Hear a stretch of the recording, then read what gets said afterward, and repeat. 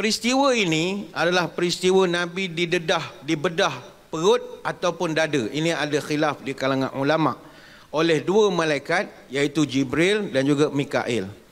Dan hati baginda telah dicuci dengan zam-zam, dibuang ketulan hitam yang dipanggil alaqah, kemudian Nabi dituangkan hikmah, ilmu dan juga iman ke dalam dada Rasulullah sallallahu alaihi wasallam. Ini peristiwa sebelum Nabi nak terbang. Setelah itu dada Nabi dijahit dan dimeterikan dengan cop khatimin nubuwah. Timbul perbahasan ulama.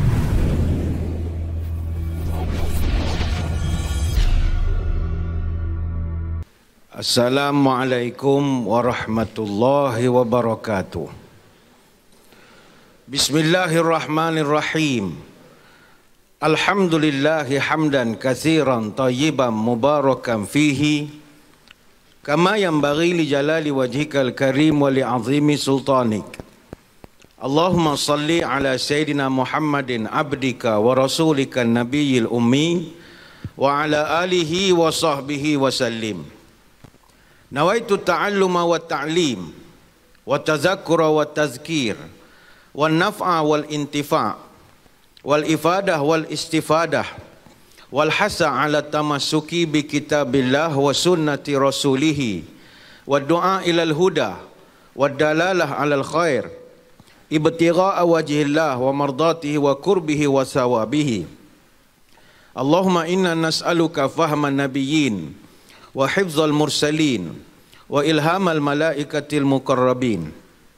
Ya Allah, kami mohon padamu kefahaman para nabi, daya hafalan para rasul dan ilhamnya para malaikat muqarrabin. Allahumma aghnina bil ilmi wa zayyinna bil hilmi wa akrimna bit taqwa wa jamilna bil afiyah ya arhamar rahimin. Ya Allah, kayakanlah kami dengan ilmu-Mu, hiasilah kami dengan kelembutan, muliakan kami dengan taqwa, cantikkanlah kami dengan sihat wal afiat. Allahumma barik lana fi Rajab wa Sya'ban wa balighna Ramadan. Terima kasih yang berusaha saudara pengacara majlis.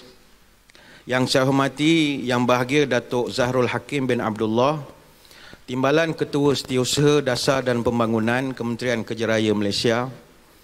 Seterusnya rakan-rakan seperjuangan warga Kementerian Kerja Raya, seluruh keluarga besar Jabatan Kerja Raya, Lembaga Lebuh Raya Malaysia, Lembaga Pembangunan Industri Pembinaan Malaysia CIDB, seterusnya tuan-tuan guru, para alim ulama, para habaib, muslimin muslimat, hadirin hadirat, tuan-tuan puan-puan, moga sekaliannya sejahtera dalam limpahan rahmah dan juga barakah.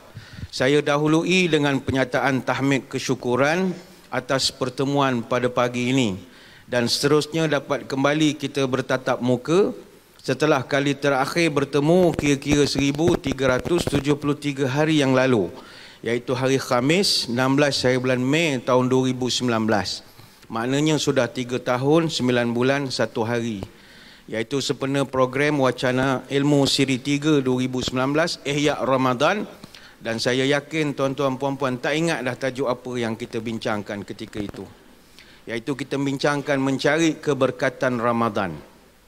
Pagi ini saya diminta menyampaikan satu tajuk, moga-moga ada manfaat, iaitu Isra' dan Mi'raj, perjalanan agung. Hadirin hadirat sekalian, walaupun secara rasminya esok banyak tempat mengadakan sambutan Isra' Mi'raj, namun para ulama berselisih pendapat bila ianya sebenar berlaku. Ada yang mengatakan ianya berlaku sejurus Nabi dilantik sebagai Nabi. Ada yang kata peristiwa ini berlaku 5 tahun selepas pelantikan Nabi. Tapi umumnya kita di Malaysia berpegang ianya berlaku pada tahun ke-10 Nabi dilantik menjadi Nabi. Begitu juga dari segi bulan dan tarikhnya. Kata Al-Hafiz Ibn Hajar Al-Asqalani, pendapat tentang bulan berapa itu ada 10 pendapat. Kita di sini pegang 27 Rejab. Tapi ada juga ulama yang berpendapat ada berlaku pada Ramadan, ada kata Syawal, Rabiul Awal, Rabiul Akhir dan seterusnya. Artinya peristiwa ini tidak ada kesepakatan bilanya ianya berlaku. Mungkin orang tanya, dah kita sambut buat apa? Kerana peristiwa ini direkodkan dalam Al-Quran. Maka kita sebagai orang awam berlepas diri dari membahaskan perbincangan yang agak akademik bila ianya berlaku. Kerana apa saja peristiwa kalau direkod dalam Quran, maka ianya berlaku. Cerita Isra' seperti yang pengusi sebut tadi direkodkan dalam surah Al-Isra' ayat yang pertama, perjalanan malam. Peristiwa Mi'raj iaitu naiknya Nabi ke Hadratul Qudus menghadap Allah Ta'ala, itu direkodkan di dalam surah Najmi ayat 13 sampai 18. Begitu juga hadis-hadis tentang Isra' wal Mi'raj, lebih daripada 15 atau 16 orang sahabat yang mempunyai versi riwayat masing-masing yang mereka dengar daripada mulut Nabi. Ada versi Anas bin Malik, ada versi Abu Zar, Ibn Abbas dan ramai lagi.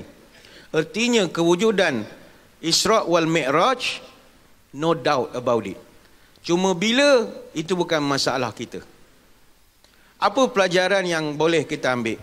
Seperti yang pengusi telah nyatakan, Isra' Mi'raj ini ada beberapa fasa.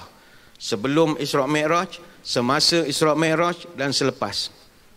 Pada pagi ini saya akan perkecilkan skop perbincangan kita untuk disesuaikan dengan jati diri kita sebagai penjawat awam, iaitu peristiwa-peristiwa yang berlaku sebelum Isra' wal Mi'raj ataupun fasa sebelum Nabi dinaikkan Isra', iaitu satu peristiwa yang sangat bersejarah, peristiwa pembelahan dada Nabi SAW. Kata Abu Zar Al-Ghifari radhiyallahu anhu an Abi Zar yuhaddithu anna Rasulullah sallallahu alaihi wasallam qala furija saqfu baiti wa ana bi Makkah fanazala Jibrilu fafaraja sadri thumma ghasalahu min ma'in zamzama thumma jaa bi tastin min dhahabin mumtali'in hikmatan wa imana fa'afraghaha fi sadri thumma atbaqahu. Nabi bercerita, ketika aku nak diisrakan, atap atau bumbung rumahku telah dibuka. Maka datanglah Jibril dan dia telah membelah dadaku. Kemudian dia membasuh hatiku ini dengan air Zamzam. Kemudian dia membawa satu bekas yang dibuat daripada emas, yang di dalamnya ada hikmah dan iman, kemudian dituangkanlah ke dalam hatiku, kemudian atbaqahu, kemudian dijahit kembali. Ini hadis riwayat Imam Muslim.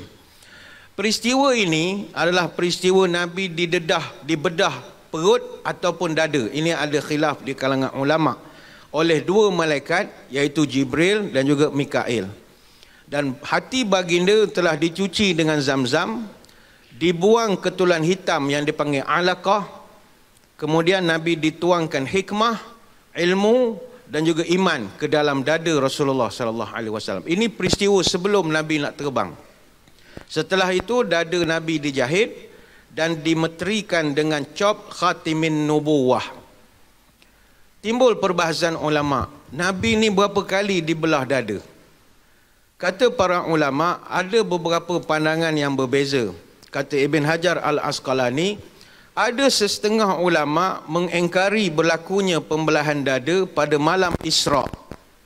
Mereka banyak yang mengatakan ianya pernah berlaku hanyalah di perkampungan Bani Sa'id ketika Nabi kecil. Tapi di kalangan para ulama berpandangan bahawa kalau nak diringkaskan, Nabi dibelah dadanya 3 kali. Pertama, ketika kecil, usia Nabi baru 4 tahun, iaitu datangnya Jibril membelah dadanya, dan ini kita boleh rujuk riwayatnya daripada Imam Muslim dalam sahihnya dari Anas bin Malik. Kali kedua ketika Nabi dibangkitkan menjadi Rasul. Yang ini boleh rujuk riwayat Abu Nu'aim dalam kitab Ad-Dalail. Dan kali yang ketiga ketika Isra' Mi'raj. Dan ini adalah sabit dalam Sahih Bukhari dan Muslim dan lain-lain riwayat lagi yang mereka ambil daripada Anas bin Malik, daripada Malik bin Sa'sa'ah dan juga ramai lagi. Jadi Nabi 3 kali pernah dibelah dada. Kenapa Nabi dibelah dada? Apa pelajarannya? Tuan-tuan sekalian, Isra' Mi'raj ini adalah manifestasi perjalanan menuju Allah.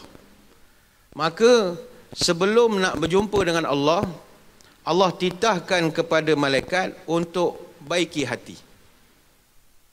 Bukanlah maknanya hati Nabi ni tak molek. Tak, hati Nabi ni comel. Sebab itu kata Habib Ali Habsyi di Besyair dalam kitab Sirah Simatud Durar, wa akhrajal amlaku min qalbihi adha walakin zaduhu tuha ala tuhri. Malaikat itu tidaklah mengeluarkan benda yang tak baik daripada dada Nabi, tapi menambahkan kesucian di atas kesucian. Dalam bahasa mudah, hati Nabi tambah RAM, di-upgrade lagi. Tambah lagi besi baru. Justru, kalau Nabi yang nak berjumpa Allah itu pun perlu bersihkan hati, maka bagaimana kita? Perjalanan kita nak menuju Allah, adakah kita telah bersihkan hati? Hati ni tuan-tuan puan-puan, dia ni raja. Raja dalam diri kita adalah hati. Sebab itu Kiai Haji Abdullah Jimnastiar atau A.A. Jim, dia buat satu karangan syair, dilagukan oleh kumpulan senada lagu ini. Kata dia, jagalah hati, jangan kau kotori, jagalah hati, lantera hidup ini. Bila hati kian bersih, fikiran pun akan jernih. Semangat hidup kan gigih, prestasi mudah diraih. Tapi bila hati keruh, batin selalu gemuruh. Seakan dikejar musuh, dengan Allah kian jauh. Bila hati kian lapang, hidup sempit terasa senang. Walau kesulitan datang, dihadapi dengan tenang. Tapi bila hati sempit, segalanya jadi rumit. Terasa terus menghimpit, lahir batin terasa sakit. Selebihnya dapatkan di pasaran lah ya, banyak lagu tu, panjang lagi. Justru marilah pagi ini kita awasi hati kita dalam meniti perjalanan hidup ini sebagai manusia, khususnya sebagai penjawat awam. Tuan-tuan sekalian, bila membicarakan soal hati, Al-Quran ada melukiskan hati manusia dengan pelbagai perumpamaan. Pertama, Allah Ta'ala ada menyebut tentang hati yang tentram. Hati yang tentram ini sebab dia selalu ingat pada Tuhan. Alladzina amanu wa tatma'innu qulubuhum bi dzikrillah. Ala bi dzikrillah tatma'innul qulub.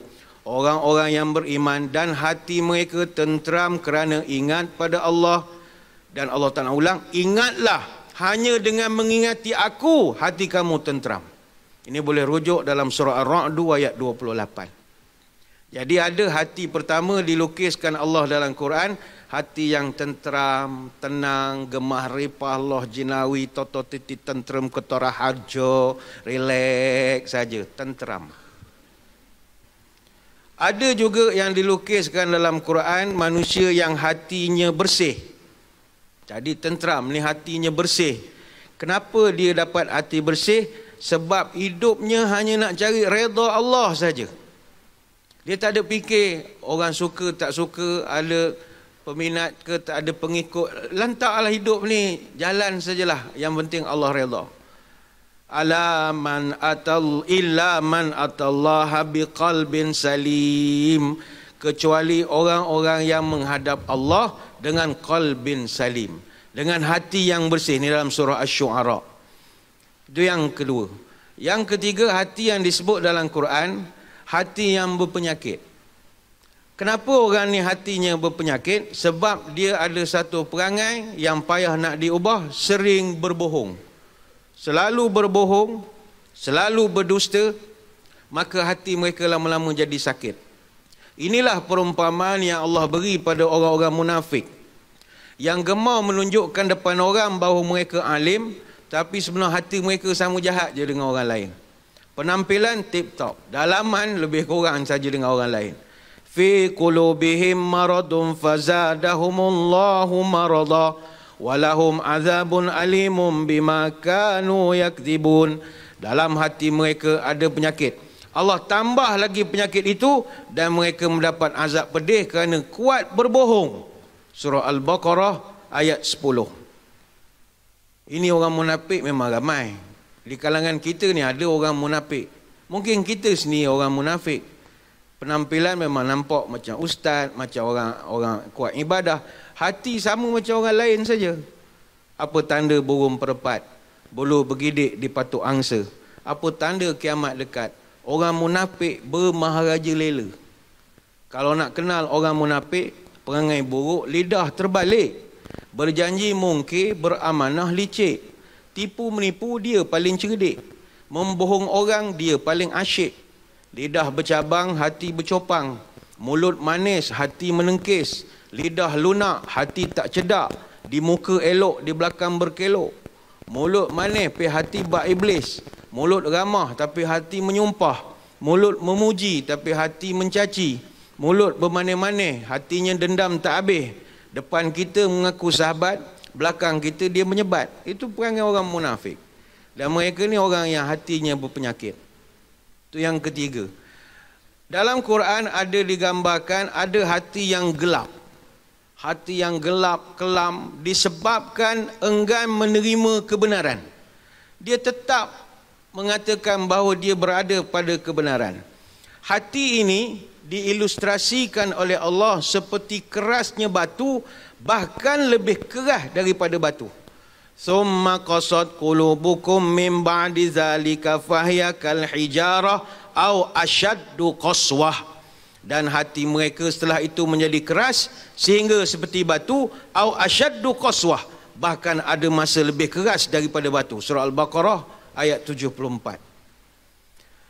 Yang kelima, ada hati yang takbur. Hati yang membesarkan diri. Dia menyombong. Ilahukum ilahu wahidun fallazina la yu'minuna bil akhirah qulubuhum munkiratun wa hum mustakbirun. Tuhan kamu adalah Tuhan yang Maha Esa. Maka orang yang tidak beriman kepada hari akhirat, hati mereka akan menolak kekuasaan Allah, dan mereka ini adalah orang-orang yang takbur. Ini surah An-Nahl ayat 22. Maka daripada 5 jenis hati, muhasabah pagi ini kita hati nombor berapa? Kalau hati nombor 1, cantik. Nombor 2, okey. Tapi selain daripada itu, kita mesti mau cuci hati kita.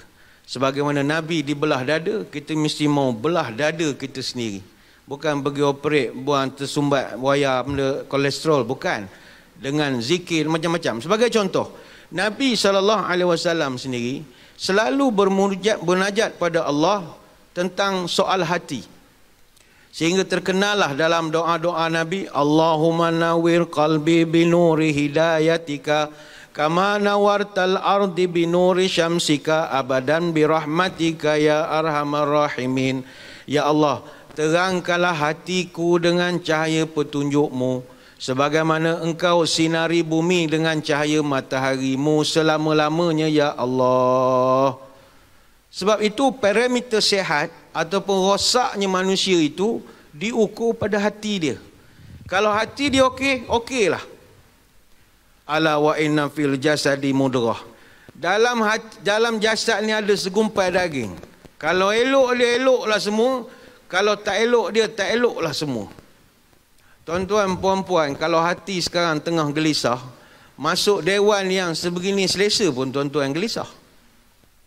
Pada apa yang tak ada? Aircon ada, semua ada. Tak panas, cahaya matahari tak ada.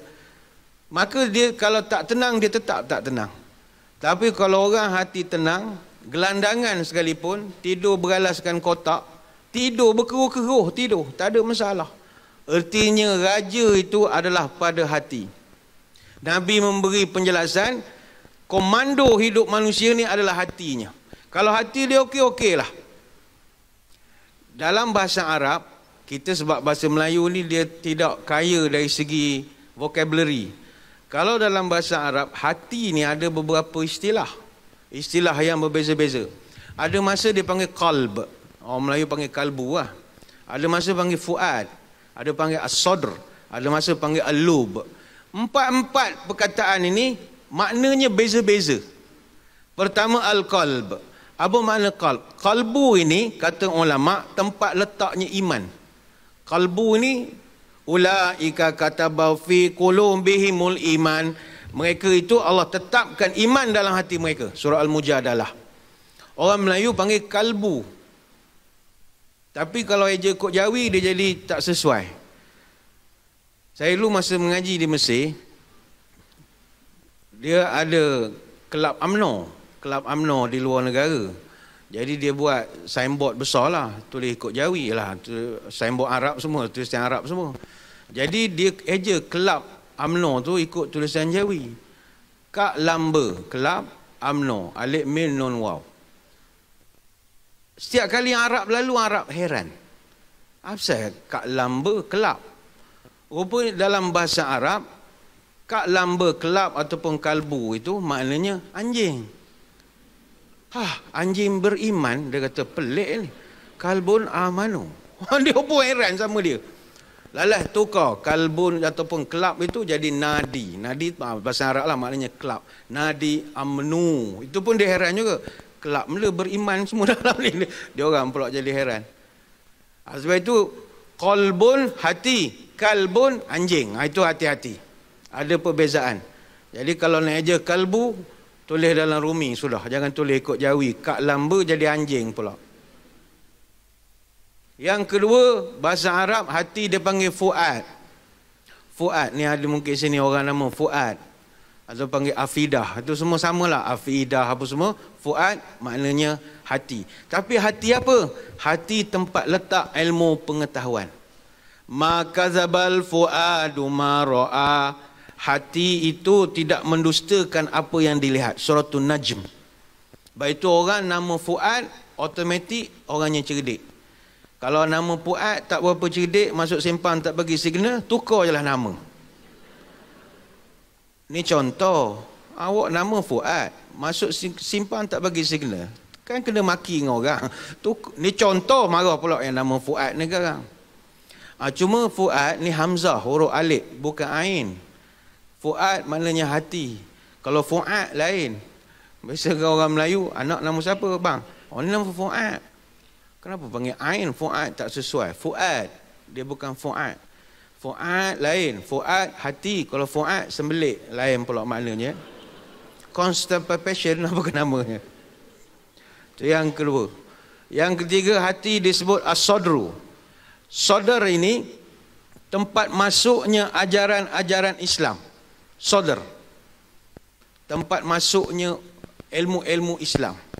Ya ini Allah Ta'ala sebut, afaman syarahallahu sadruhu lil Islam. Jika demikian, adakah orang yang telah dilapangkan Allah dadanya untuk menerima ilmu-ilmu Islam ataupun hidayah Islam. Surah Az-Zumar ayat 22. Sadr.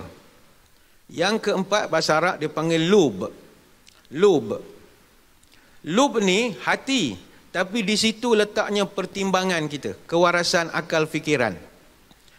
Waliyazakkaru ulul albab, dan supaya orang yang ada akal fikiran beringat dan insaf. Itu dalam surah Ibrahim ayat 52. Tu ada orang letak nama anak Lubna misalnya. Itu maknanya hati, tapi hati yang buat pertimbangan, kewarasan, common sense dan sebagainya duduk pada lub itu. Dan hati ni juga kata ulama, dia ada mata hati. Mata hati ini dipanggil nurani. Orang Melayu panggil hati nurani. Itu tak sesuai digandingkan kalau dia tak ada mata hati. Ada orang ada hati saja, tapi tak ada nurani. Dia tak ada mata hati. Allah Ta'ala sebut tentang mata hati ini begitu banyak sekali dalam Quran. Cerita tentang orang yang memandang dengan basirah. Wa man kana fi hadhihi a'ma fahuwa fil akhirati a'ma wa adallu sabila. Siapa yang berada di dunia dalam keadaan buta mata hatinya, maka nanti di akhirat akan lebih sesat lagi jalannya. Maknanya dia tidak buta mata, tapi buta hati. Yang ini kita sebagai penjawat awam kena ambil perhatian. Jangan sampai kita ini buta hati. Orang kalau sudah buta hati, dia akan dibutakan oleh Allah pada hari akhirat. Orang yang ada hati nurani, dia akan sampai satu makam dinamakan sebagai ihsan. Ihsan. Orang kalau ada mata hati, dia kalau jadi orang besar, dia tidak sombong. Dia kalau berada di pihak yang benar, dia tidak rasa menewaskan. Itu sifat. Sebab itu bagi kita orang Islam, foundation Islam ni mesti ada 3. Islam, iman, ihsan. Islam itu yang kita amalkanlah rukun Islam, start pada mengucapnya, semayangnya, pergi Mekahnya, pergi hajinya, bayar zakatnya, semua itu adalah berpuasanya, itu semua adalah rukun Islam. Semua dah buat insya-Allah. Tapi ada satu lagi upgrade, dia panggil iman. Iman ni pula kepercayaan, keyakinan dia kepada benda-benda yang dia tak nampak. Tetapi tinggi lagi dia panggil ihsan. Sebab itu kalau kita nak ukur level kita, dia agama ni ada grade juga. Macam kita kerja kerajaan ada grade juga. Ada orang grade-nya itu grade Muslim saja. Ada orang grade-nya itu grade mukmin. Ada orang grade-nya grade muhsin. Tak semua orang beriman itu tak semua orang Islam itu beriman. Tak semua. Ada orang dia hanya Islam saja. Tapi dari segi kepercayaan dia kurang. Dia masih lagi semayam, pergi Mekah, buat umrah, tak ada masalah. Kepercayaan kurang. Kepercayaan pada kuasa Allah. Kepercayaan ada malaikat yang menjaga kita, yang melindungi kita, yang menengok perangai kita. Kepercayaan ada surga neraka. Ada tapi tak kuat. Sebab itu tak semua orang Islam itu beriman. Dan tak semua orang beriman itu muhsin. Apa makna muhsin? Orang ihsan. Nabi dicuci hatinya supaya sampai kepada makam muhsin. Jadi orang ihsan. Kalau manusia itu sudah ada sifat ihsan, dia akan jadi orang yang sangat baik. Kita jawab awam. Ada tak sifat ihsan ni dalam diri kita? Payah. Sebab kita kerja ikut SOP. Kita kerja ikut peraturan. Kita payah nak masukkan satu, dalam istilah pentadbiran dipanggil budi bicara. Payah. Payah. Mungkin contoh kami lah di masjid, masa zaman-zaman SOP. Saya sering beritahu pada masjid-masjid. Kita ni AJK masjid, pegawai masjid. InsyaAllah orang beriman semua. Orang Muslim semua, beriman semua. Tapi adakah muhsin atau ihsan? Belum tentu. Iman memanglah awak AJK masjid. Tapi ketika ada jemaah datang masa zaman PKPD, PKP yang berat-berat SOP itu, datang nak semayang masjid, dia lupa bawa sejadah saja. Apa reaksi kita pada dia? Minta maaf tak boleh masuk, minta maaf SOP, minta maaf tak boleh masuk. Patah balik dia. Ihsannya di mana? Apa salah pandang kiri kanan, tak ada penguatkuasa? Okeylah, ambil sejadah semayang tepi-tepi tu bang. Jangan upload Facebook pula, mahu tahu dia orang. Ihsan. Orang tu nak semayang, bukan nak tidur, semayang. Waktu zuhur dah nak habis dah, kumpat dah. Bagilah dia semayang. Ihsan. Ada kadang datang, berlaku satu kes di masjid, jemaah bertumbuk, bergaduh dengan security. Security kalau lebih daripada JK susah juga. Orang tu datang, bawa anak. Parking kereta dah lah jauh. Takkan nak tinggal anak dalam kereta, kan kena colek satu hal pula. Bawa anak, musim tu budak tak boleh masuk masjid. Dia bawa anak, juga tahan. Minta maaf encik, encik tak boleh masuk ni. Minta maaf ni. Tak, encik tak pakai mask ni, salah. Dia lupa pakai mask. Oh, minta maaf tuan. Dia pergi ambil mask balik. Bawa lagi anak ni, dukung ada, bertarik pada. Ambil mask dalam kereta, lupa. Sampai dia pakai mask. Ingatkan boleh masuk dah.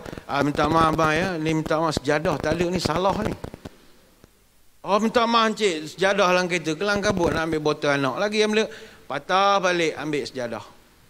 Pergi nak masuk, nak scan My Sejahtera. Minta maaf budak-budak tak boleh masuk ni. La ilaha illallah.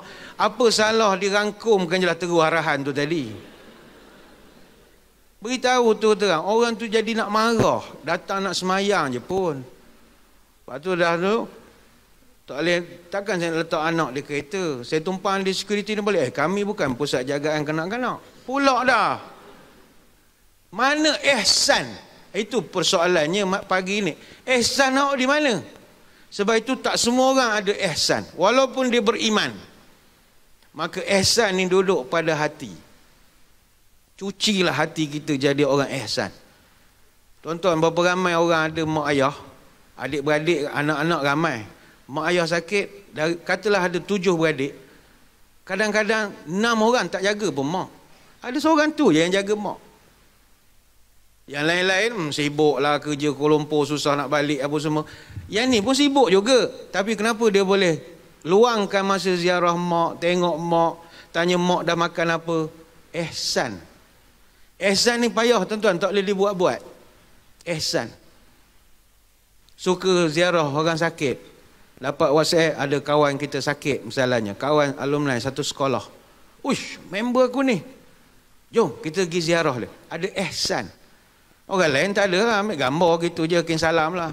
Kalau meninggal, Fatihah, Fatihah, Fatihah, Fatihah, Fatihah, begitu sajalah. Tak ada, dia tak ada ihsan. Baik itu ulama mengatakan ihsan ni ada dua. Pertama, ihsan kau kepada Allah, ihsan kau sesama makhluk. Ihsan kepada Allah ni yang macam hadis Jibril itulah. Kamu ibadah seolah kamu melihat Allah. Kalau Tuhan tak melihat Allah, kalau kamu tak dapat lihat Allah, seolah Allah melihat kamu, seolah begitulah. Macam kita kan semayang di Masjidil Haram, ada rasa ihsan itu.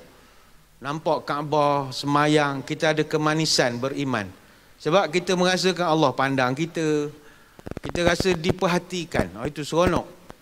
Itu ihsan pada Allah. Yang kita nak fokus pagi ni, ihsan sesama makhluk. Jangan zalimi makhluk. Berikan bantuan harta, tenaga, fikiran untuk kebaikan bersama. Sebarkan kasih sayang. Inilah dia ihsan yang agama kita nak dilakukan.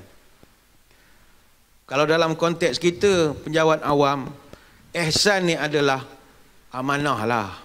Kalau kita misalnya ihsan kepada Allah, sentiasa merasa Allah melihat kita, beramanahlah. Jangan guna untuk kepentingan diri misalnya. Itu ihsan.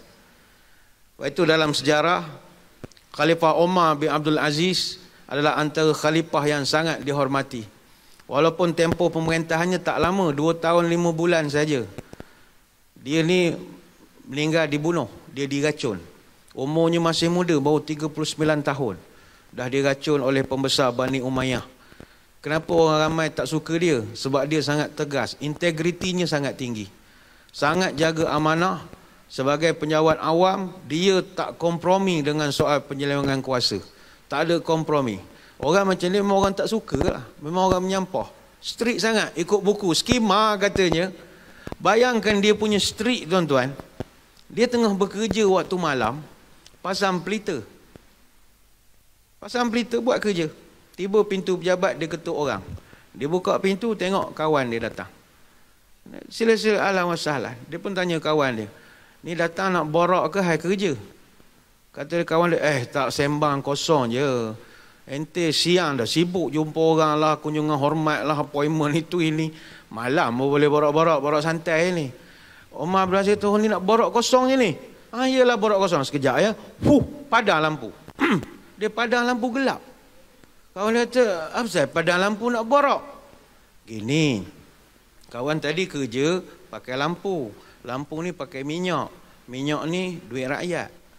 Kita nak borak hal kita, jangan pakai duit rakyat. Borak dalam gelap. Dalam gelap sampai pagi, pumpah borak.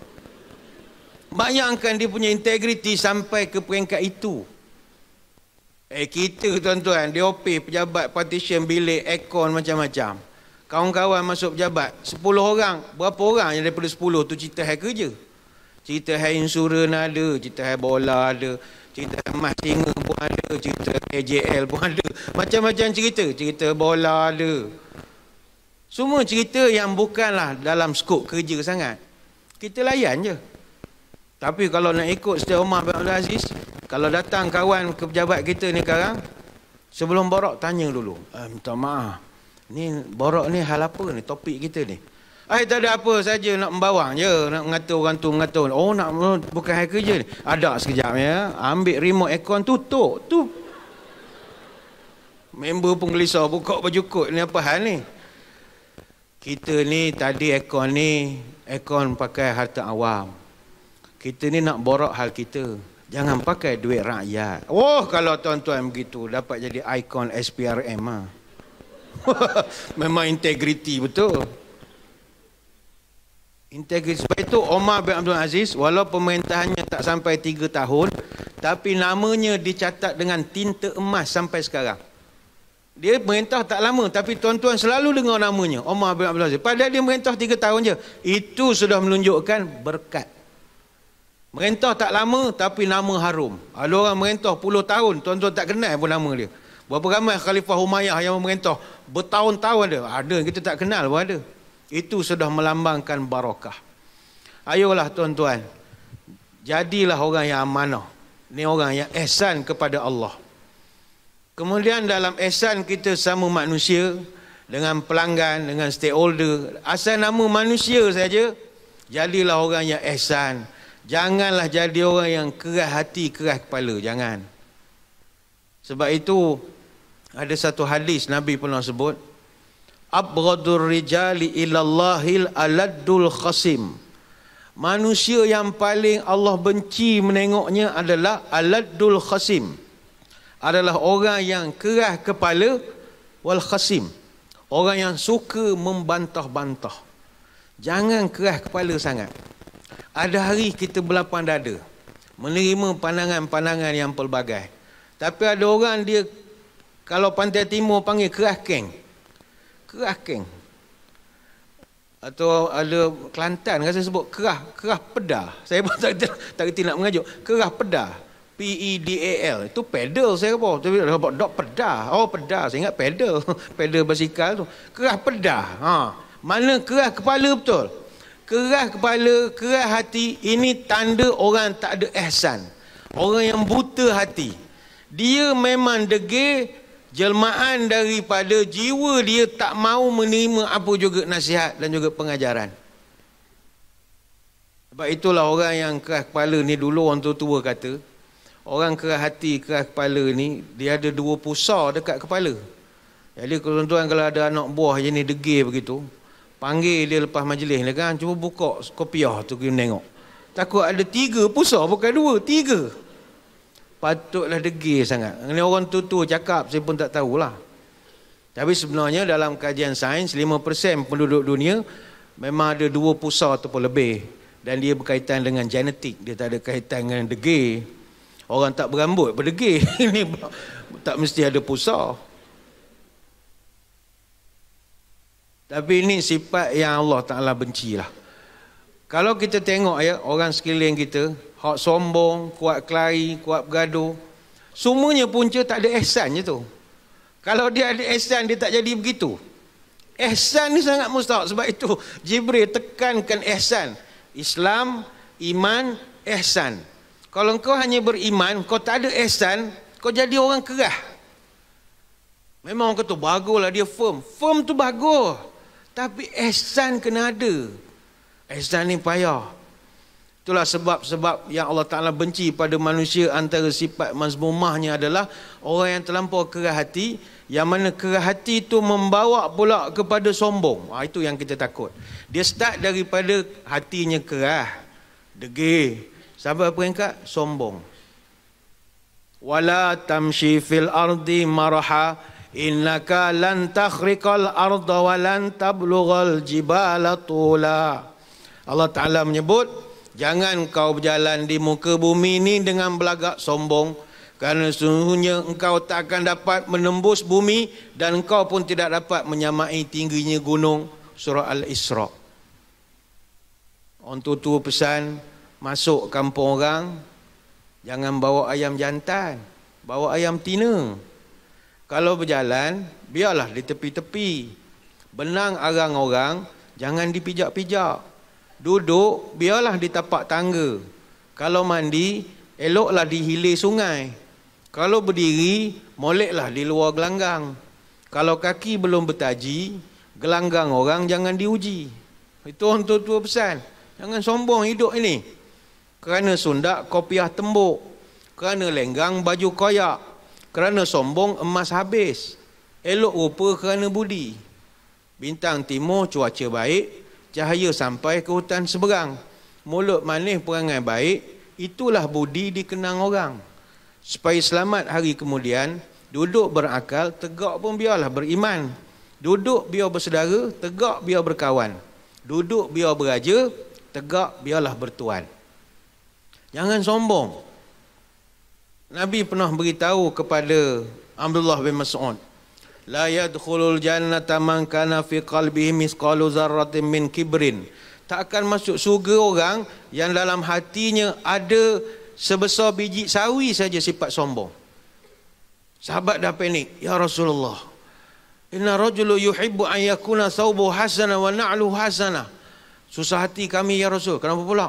Ada di kalangan kami ni yang suka pakai baju branded, baju lawa-lawa, pakai seluar jangok-jangok, cantik lah. Mana kan macam pakai baju Melayu macam ni. Sombong tak ya Rasul pakai macam ni? Ke nak suruh pakai baju pagoda je gulu kilir biar orang pun tak mengata? Kata Nabi, innallaha jamilun yuhibbul jamal. Tak ada kena-mengena. Allah tu cantik, Allah suka kepada kecantikan dan keindahan. Mana kalau kita berpakaian cantik, cantik itu Allah suka. Tetapi yang aku masukkan sombong, kata Nabi, batarul haq wa ghamtun nas. Sombong ni adalah engkau menolak kebenaran. Keras kepala lah. Menolak kebenaran dan wa ghamtun nas, engkau remehkan orang. Baik itu kita penjawat awam ini, janganlah remehkan orang. Ada orang grade-nya rendah, tapi dia lebih tua pada kita. Hormatlah. Umur dia sama pak saudara kita. Kita sekolah lagi, dia dah kerja. Memanglah grade-nya rendah. Jangan sombong. Awak graduate luar negara, tapi pengalaman dia kerja, itu mesti dihormati. Saya mencadangkan tuan-tuan puan-puan, sebagai penjawat awam, ada satu buku elok kita baca, kita bedah buku ini. Kalau tak larat nak baca, panggil orang, suruh dia bacakan untuk kita. Itu dia panggil program bedah buku. Dah banyaklah kementerian buat, untuk terutama dapat staff yang malas nak baca lah. Kita panggil satu orang ulat buku, engkau baca buku ni, engkau dah khatam, datang kementerian kami, keterangkan apa buku. Dia panggil bedah buku. Dia serius sikit, tapi saya ingat kita Jabatan Kementerian dah elok dah buat program-program yang agak ada wacana serius sikit sekali-sekala. Ceramah santai ni okey, tapi jangan tiap-tiap bulan. Asyik santai je kerja, bila nak jadi pandai ya? Santai ni bagus, tapi kadang tak tahu nak catat apa. Kadang-kadang, apa ustaz ni cerita, baru nak tulis, tak tahu pula nak tulis. Balik cerita kahwin dua, balik cerita bini gemuk naik motor terangkat, malam-malam pusing-pusing cerita itu. Dia kita tak tahu benda nak catat. Tu santai sangat. Sekali-sekala ada yang serius. Antara buku yang saya cadangkan tuan-tuan buat bedah buku, The Wisdom of Solomon at Work, Ancient Virtues for Living and Leading Today. Buku ni mengkaji tentang The Wisdom of Solomon, Nabi Sulaiman. Dia mengkaji Nabi Sulaiman, cara Nabi Sulaiman di tempat kerja. Bukunya ditulis oleh beberapa penulis daripada barat, Charles Mans, Karen Mans, Robert D. Mark, Christopher Nex. Ramailah yang menulis buku ini. Apa pelajaran untuk kita penjawat awam? Dia orang punya premis, dia mengatakan Nabi Sulaiman ni adalah seorang yang paling sempurna dalam dunia. Itu pandangan dia lah. Bagi kita, manusia paling sempurna Nabi kita lah. Dia kata Nabi Sulaiman ni perfect. Kenapa? Nabi Sulaiman ada segala-galanya yang diimpikan oleh orang sekarang. Pertama, Nabi Sulaiman ni adalah Nabi. Berapa ramai orang nak jadi Nabi? Jadi Nabi ni tuan-tuan, dapat penghormatan. Baik itu ada orang tak tahu benda nak buat, terus ngaku jadi Nabi. Glamour sekejap. Dia kena tangkap lah dengan Jabatan Agama. Dulu di Selangor ada Rasul Melayu, kena tangkap dah. Di Johor dan beberapa negeri ada juga cuba nak mengaku jadi Nabi. Semua kena tangkap dengan Jabatan Agama dah. Tapi Jabatan Agama Selangor, Johor pasal hanya tangkap Nabi saja. Kami di Pahang, kami tangkap Tuhan. Lagi ganas lagi lah. Tuhan pun kena juga. Orang ngaku jadi Nabi. Nabi Sulaiman tak, dia memang Nabi. Yang kedua, Nabi Sulaiman ni raja. Raja, ramai orang nak jadi raja. Ramai? Macam-macam. Buka Facebook, macam-macam page ada yang nak jadi raja ni. Yang menunggu bilalah perjanjian 100 tahun selesai. Tak payahlah, benda dah catat kemerdekaan, dah tak ada dah. Perjanjian zaman-zaman dulu dah tak jalan lagi dah. Nak jadi raja. Dan Nabi Sulaiman ni juga dia kaya. Kaya Nabi Sulaiman, kaya tuan-tuan. Nabi Sulaiman kaya. Temple of Solomon yang sampai sekarang ada lagi. Kaya betul Nabi Sulaiman ni. Dan Nabi Sulaiman ni pula kuasanya unlimited data. Unlimited data. Dia tak ada batasan kuasa. Macam kita kuasa kan terbatas.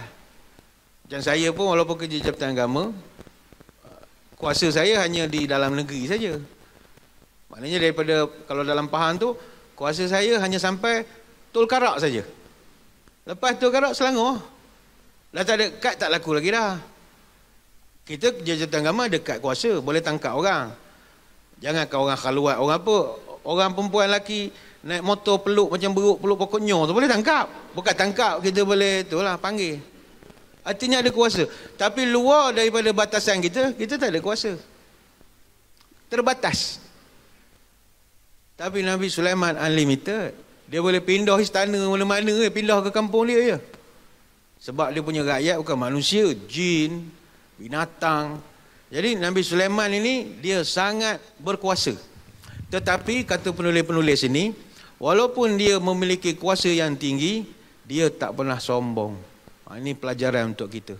Nabi Sulaiman sangat humble, sangat mengendah diri. Cerita yang masyhur adalah dia sedang ada entourage dia, konvoi dia, perarakan diraja lah kalau kita sekarang. Wih, tong, wih. Dia boleh arahkan konvoi berhenti hanya kerana semut nak melintah. Bayangkan sifat Nabi Sulaiman. Cerita ini direkodkan dalam Quran. Hatta iza atau ala wadin namlin qalat namlatun ya ayuhan namlud khulu masakinakum la yahtimannakum Sulaiman wa junuduhu wa hum la yash'urun. Semut betina. Rupanya dalam koloni semut, dia punya ketua dia adalah semut betina. Semut betina ni telah arahkan kepada semua pekerja-pekerja dia, wahai semut sekalian, berhenti dulu pergerakan sebab big boss nak lalu. Kita ni kecil, dia tak nampak kepada kita, wahum la yash'urun. Dia tak sedar pun kewujudan kita rakyat kecil ni. Kasihkanlah dia lalu. La yahtimannakum Sulaiman. Kalau engkau jalan, nanti kau kena penyek dengan dia punya kenderaan. Orang makan ayam penyek ni semut penyek. Penyek semua nanti. Jadi masing-masing tunggu. Percakapan semut ni didengari oleh Nabi Sulaiman. Ini ada dalam Quran. Lalu Nabi Sulaiman telah berhentikan rombongan dia. Kita yang biasa tengok rombongan VVIP, tuan-tuan, dalam satu konvoi entourage ni, kalau konvoi dia ada SOP dia. Dia ada SOP, dia panggil STGO 2003. Mungkin sekarang dah berubah. Special Types General Order. Dalam pergerakan dia mesti ada kereta lead, rider, ada kereta prestige, ada backup, ada sweep. Itu standard prosedurnya lah. Siapa nak sweep, siapa nak lead, macam-macam lagi. Ada kira-kira pergerakan itu. Kalau trafik KL lagi lah memang orang respect. Jalan depan Bank Negara tu sempit-sempit tu dia boleh lalu lagi. Kuatkan kereta. Tong, wih, ketuk je kereta. Tepi sikit ya. Dia kuat begini ya. Terror betul. Kalau macam negeri lain, kereta tak padat sangat. Daripada jauh orang dah ke tepi dah. Kuala Lumpur memang special lah trafik dia. Tapi antara dalam SOP-nya adalah kalau dah berjalan tak berhenti. Itu standard prosedur. Mana boleh berhenti-berhenti. Cuma sejak kita ni, negara kita Boduli Yang Maha Mulia Tuanku Agong daripada Sultan Pahang, itu sikit ada perubahan. Dulu kalau konvoi gerak tegak begitu je. Dari mula sampai ujung. Sekarang je lah ada Boduli Tuanku kadang berkenan berhenti beli goreng pisang. Itu baru-baru ni lah adanya pun. Dulu tak ada. Sebab itu orang Kuala Lumpur terkejut tengok Sultan Pahang lain daripada Sultan lain. Kita orang dah biasa dah. Kan masa tu zaman kerajaan yang dulu, tiap-tiap hari Rabu Tuanku Agong akan ke istana di Putrajaya. Sebab mesyuarat kabinet, Perdana Menteri mesti menghadap Tuanku Agong. Tapi kerana masa tu Perdana Menteri adalah Tuan Dr. Mahathir, orang lama, jadi Tuanku ni orang muda. Jadi dia pergi ke Putrajaya sebab nak tunjukkan orang lebih tua. Jadi tiap hari Rabu Tuanku akan berangkat ke Putrajaya daripada Istana Negara. Masa tu orang Kuala Lumpur tak faham lagi cara protokol Pahang ni. Tuanku Sultan Agong bila ada aksiden dia berhenti. Masa tu keluar berita orang pun wow, raja berhenti. Tengok kita orang biasa benda tu di Pahang tu normal tuan-tuan. Orang Kuala Lumpur heran. Wah, tuanku berhenti bagi pula duit pergi beli ubat apa semua. Semua terperanjat. Masalah pula lepas pada tu tiap-tiap hari Rabu ada orang aksiden pula dah sebaring. Macam ada tak pula tuanku nak turun tu melekat. Ni contoh kan ada pula kecil hati kan. Contoh saja. Mungkin kebetulan ke atau mungkin kebetulan ya hari Rabu tu memang aksiden panjang jalan itu. Tapi kalau ikutkan protokol tak payah berhenti pun. Tapi kenapa kita nak berhenti? Ihsan. Ihsan ni mustahak. Nabi Sulaiman ihsan. Tuan-tuan jalan beraya, highway apa semua, berapa banyak kereta rosak tepi jalan. Berapa orang yang ada ihsan nak tanya khabar? Tak ada. It's not my problem. Ihsan tak ada. Padahal dalam kereta tu penuh budak-budak. Tuan-tuan kereta tak ada aircon. Ihsan tak ada. Tapi orang kalau ada ihsan, saya pernah jumpa satu orang muazzam.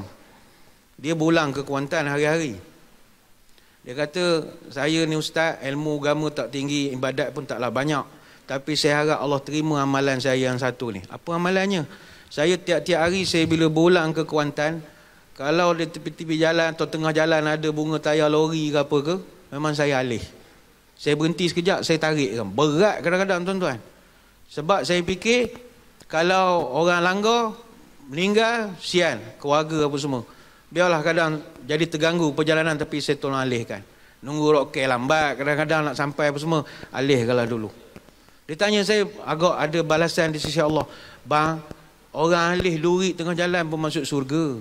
Duri benda sangat lah. Awak alih ke bunga tayar lori? Lagilah masuk surga. Seronok dia. Ada orang seorang tu, dia satu amalan, dia dalam boot bonet kereta dia penuh air mineral, payung penuh dalam tu. Saya masa nak lumpang kereta ni taruh beg, ngapa banyak nak payung? Payung penuh. Ada air mineral, jajan-jajan, kata kuat mengunyah jajan. Bukan untuk saya ni ustaz. Habis untuk apa? Saya memang buatkan satu budaya saya, kalau berjalan, katalah nampak kereta rosak dan tak ada tow truck ke ataupun orang yang sepatutnya nunggu emergency ke yang bantu, saya akan berhenti sekejap. Kalau dia tak ada signage yang untuk emergency tu, saya bagikan. Saya takutkan orang motor tak nampak langgar apa semua, saya letakkan dulu sementara bantuan datang. Dan anak-anak dia kalau ada, saya akan securekan anak-anak dia. Keluarkan daripada kereta ke tempat yang selamat ke, atas bukit sikit ke. Dan sambil-sambil dia duduk tu, kalau tak ada pokok apa, saya bagi payung. Air mineral saya bagi. Abang pandai baiki kereta? Tak, saya tak pandai baiki. Saya nolong tu je. Takut anak-anak dia apa, kereta terbabas ke apa, sian pula dalam kereta. Lepas tu bila dia dah call emergency datang ke apa, tow truck datang, dah okey, saya jalan lah. Saya kata mulia betul orang-orang macam ni. Ihsan. Sebab itu kita ada dah ihsan ni. Tak ada. Kena belah dada kita ni. Ihsan tak ada. Iman tu ada dah, ihsan tak ada. Jadilah orang ihsan. Ada kawan nak pergi klinik, tak ada kenderaan, kita ada ihsan. Anak buah kita ni emergency, kita ada ihsan. Ihsan ni payah. Nabi Sulaiman kalau nak ikut kerah hatinya, dia boleh buat je kerah hati. Langgar je lah semut, setakat 5 mati, lantak je lah. Masa dia suruh berhenti, driver semua terperanjat. Rider tunggal langgar motor, ngapa berhenti mengejut ni? Tanya driver. Ampun tuanku, kenapa berhenti? Ada semut melantah. Allah semua tepuk dahi. Ingatkan gajah nak lalu rupa semut. Kita sebagai penjawat awam, kita bekerja. Grade kita besar, 54, jusa dan seterus dan sebagainya. Adakah kita tiru perangai Nabi Sulaiman ini? Ada orang pangkat besar grade 54, anak buah N19 tak bercakap lah. Ada orang pangkat besar, orang nak masuk bilik dia ikut grade. Ingat telur ke? Telur ayam je ada grade ni. Ya, dia tanya dulu grade berapa nak datang ni. Punyalah kaduk naik junjung, dia boleh tanya yang nak datang ni grade berapa. Orang ingat lembu korban ke ada grade. Ini orang, manusia. Ada berlaku di setengah kementerian. Kementerian ni dia punya ketua dia nak pergi jumpa dengan bos di kementerian ni. PA dia tanya kepada PA kementerian ni, yang nak datang ni grade berapa Kenapa pula kita nak tentukan tempat nak berjumpa? Oh, dalam jabat dia tu ada tempat yang berbeza-beza. Orang geng Jusa jumpa kursi sini, 54 gini, 41 kat sini, mungkin kat kantin bawah tu grade-grade yang lain. Takkan awak nak buat perangai begitu? Sombong. Ihsan lah ini orang. Orang kalau tak ada hal tak ingin jumpa awak. Orang ada kerja nak jumpa awaknya. Ni orang tak ada kerja. Ihsan tak ada. Ada setengah jawatan dah besar. Dengan driver tak bercakap. Dia buat driver ni bukan macam manusia. Ingat ni beruk ke? Ni orang. Ada yang buat, ni cerita bukan cerita orang sini, tempat lain. Dia dengan driver tak boleh benarkan bercakap. Driver tak boleh bercakap dengan dia. Driver tak boleh bergurau senda, memang tak boleh lah. Bercakap pun tak boleh. Sebarang arahan mesti melalui PA saja. Alhamdulillah, sombongnya hidup begitu. Orang ni kan, dia tak ke nak gelak pun ada. Saya suka mendengar cerita geng-geng driver. Dia kata, Ustaz, ada pesen dapat bos ni Ustaz. Kita bawa kereta slow. Dia nak suruh laju. Dia tak cakap, dia hantar mesej. Dah lah kita bawa kereta, dia expect kita nak main mesej ke? Kan main mesej kena marah pula. Waktu sampai dia pun belebih. Dia tak belebih kita, dia belebih ke PA telefon kita. Kau ni ngapa bawa slow sangat? Bos suruh laju. Bila suruh? Cuba buka mesej. Ada. Laju sikit. Ada apa je. Manalah kita tahu. Time bawa laju, dia mesej juga. Slow sikit. Mana tahu tengah bawa kereta. Payah kan? Cakap je lah sepatah. Mat, slow ke mat, aku nak tidur ni. Beres bawah, slow sikit. Laju sikit lambat ni, sampai bayar je lah. Beres bawah. Bawa. Cakap je lah, dak. Mesej. Leceh betul lah. Ada satu kes, bos tertinggal kat stesen minyak pun ada. Tak nak bercakap dengan driver, padan dengan muka. Dia, driver pergi swipe kad minyak. Kita pakai kad swipe kad. Tengok tak boleh baca lah macam-macam masalah betul kad inlay minyak ni. Pergilah ke kaunter. Masa pergi kaunter, bos dia dah keluar pergi tandas. Kereta tinted zaman dulu. Mana tahu bos keluar ke, ada dalam kereta ke. Dah habis anak buah sains semua ambil ni. Dah isi minyak, jalan je lah. Tunggu lebih kurang. Tanya tak boleh, cakap tak boleh. Pandang belakang tak bagi. Sudah. Mana aku tahu. Masuk di jalan. Lepas 3 minit, PA Putrajaya telefon. Mat, mu kat mana? Aku bawa lepas isi minyak ni. Bos mana? Ada belakang. Pala otak engkau. Bos akan isi minyak tu. Lah, pusing balik satu kerja. Dak, yang bos ni tak telefon driver. Dia telefon PA. PA pula telefon ke driver. La ilaha illallah. Macam mana boleh hidup macam tu? Kita pun tak faham. Dia orang macam ni kena baca cerita Nabi Sulaiman banyak sikit. Nabi Sulaiman semut boleh layan. Ada orang grade lain tak nak cakap, bagi dia macam engkau apa masalah sebenarnya? Naik lift ni contoh. Ada cerita geng N19 naik lift. Kebetulan lift tu dia punya bos naik lah, bos geng Jusar dia naik. Bawa Pak Datuk. Naik dia anak buah sukalah. Dia pun dah tarik muka dah. Sebab anak buah naik sekali dengan dia. Tarik muka dah. Assalamualaikum Datuk. Bunyi lembu je. Tak nak jawab salam, tak nak. La ilaha illallah, apalah masalahnya. Tak, jangan begitu. Ni contoh sajalah. Cucilah hati kita jadi orang ihsan, jadi orang yang belas kepada orang.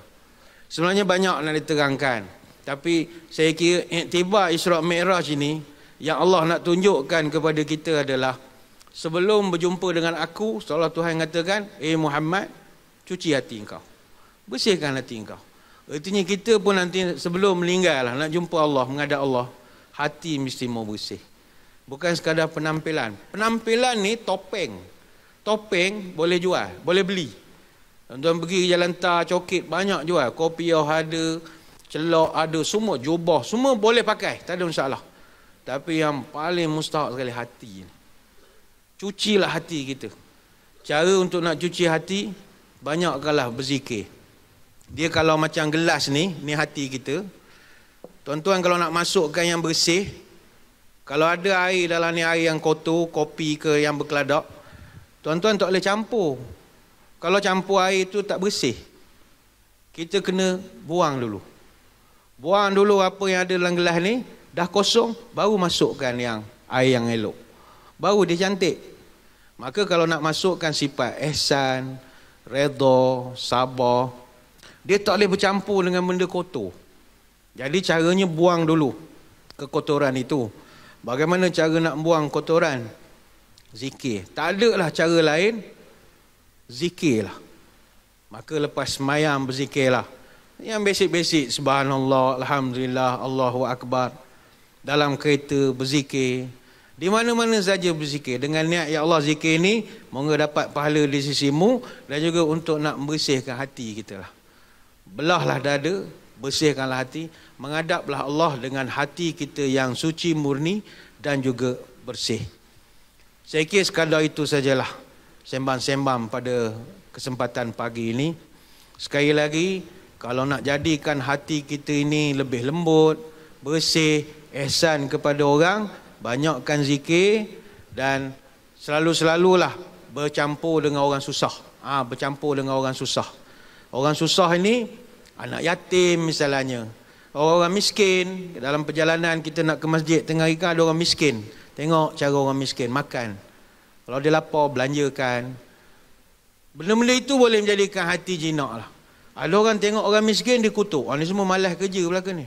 Ni semua malas. Aku dulu keluarga miskin juga, tapi kita usaha jadi berjaya sekarang ni. Ni semua malas. Jangan gitu. Ihsan lah. Mungkin kita pun berjaya kerana ihsan orang lain. Kita pun tak tahu. Kita tak tahu buat kita belajar lagi masa itu. Sianlah pada orang. Pada anak yatim ni paling utama lah. Tuan-tuan, kita kena jenguk anak yatim. Ziarahi anak yatim. Kita tidak kaya, tapi dapat bantu anak yatim sikit sebanyak. Berkat rezeki kita. Saya sedih dengan anak yatim ni sebab dia tak ada mak ayah. Kemudian hidupnya tak ada kasih sayang. Tu kita kesian. Duduk dengan orang, menumpang kasih orang bukan senang. Tumpang kasih, nama menumpang. Tumpang kasih mak saudara, tumpang kasih nenek. Nenek pun tak sihat dah. Kita belas, ihsan menengok. Jadi kalau ada nanti buka sekolah bulan 3, tuan jumpalah dengan guru besar ke, beritahu pada pengetua ke, tuan, saya kerja di Kementerian Kerja Raya, duit tak banyak.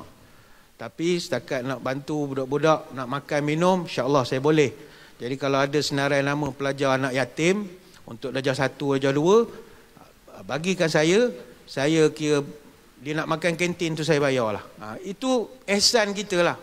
Ihsan kita. Beri kat kantin, beritahu makcik kantin. Kak, anak-anak yatim ni ada 10 orang, dia makan sini, makanlah. Apa-apa makanlah. Kak catatkan bil, ujung bulan saya ambil. Saya bayarkan. Budak-budak makan banyak mana, bukanlah order Starbucks, mana ada kantin Starbucks. Yang nasi lemak itu belanja tuan-tuan, rezeki ada. Ihsan, ni ihsan mustahak, ihsan mustahak. Tapi apa-apa hal pun melibat duit ni, tuan-tuan kena bincang dengan isteri jugalah. Jangan dia duit-duit kan dia sedar, saya duit saya hilang semua, dia sangka buruk, susah nanti. Balik di sekali yang tadi abang dengar ceramah pagi tadi.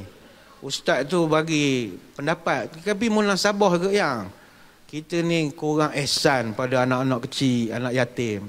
Anak-anak kita semua main handphone siang malam. Hi guys, setiap malam.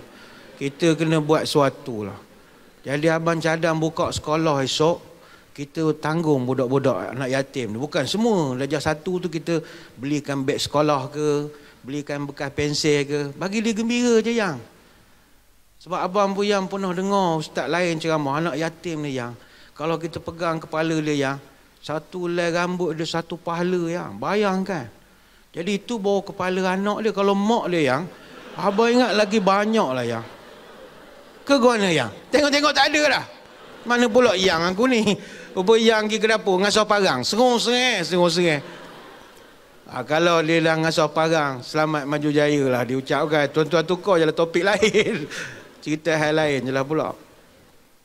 Satu lagi, ziarah kubur. Jangan lupa. Bila ziarah kubur ni, kurang sikit samsing kita. Baik itu saya tidaklah setuju 100% kubur terlampau lawa sangat.